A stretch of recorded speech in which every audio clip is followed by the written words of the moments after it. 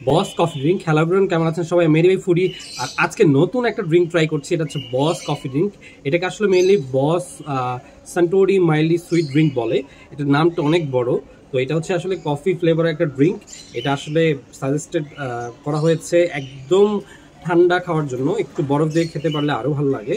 যেহেতু এখানে লেখাই আছে যে mildly sweet, that means normally coffee drink যেটা হয় একটু ব্ল্যাক কফি টাইপের, সেগুলো কিন্তু একদম তেতো বা তিতা হয়। তো এটা যেহেতু মাইল্ডলি সুইট আছে, এটা একদম তিতা লাগবে না, মিষ্টি কিন্তু লাগবে না। মাইল্ডলি সুইট বলতে হচ্ছে এখানে তিতা লাগছে না, এরকম বিষয়টা বোঝানো হয়েছে।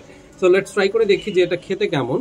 তো এটার প্রাইস হচ্ছে, আমি কিনেছি 325 টাকা দিয়ে এই বসের ড্রিঙ্কটা। আপনি একটু দেখেন, এটা হচ্ছে থাইল্যান্ডের ড্রিঙ্ক, দ্যাটস ওয়াই লেখাগুলো এমন দেখাচ্ছে, নিচে এমন এবং ছিপটা এমন আছে। এখানে আমি ছিপটা খুলে ফেলি বা মুখা খুলে ফেলি। সো এনিওয়াইজ এটা আমি এখন ঢালবো, ঢেলে দেখবো এটা কেমন। একদম ব্ল্যাক, নট লাইক কোক, অন্যরকম একটা ব্ল্যাক। হ্যাঁ, কোকে তো একটু লালচে ভাব থাকে, এটা একদম ডার্ক ব্ল্যাক মনে হচ্ছে আমার কাছে। সো ঘ্রাণটা পাগল করে যাওয়ার মতো।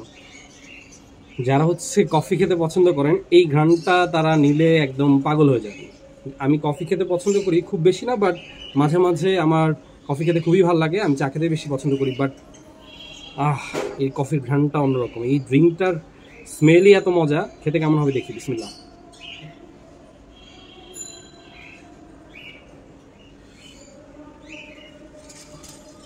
অসাধারণ একটা স্মেল, সুন্দর মাইল্ডলি একটা মানে স্মেল, একদম soft smell of coffee, black coffee.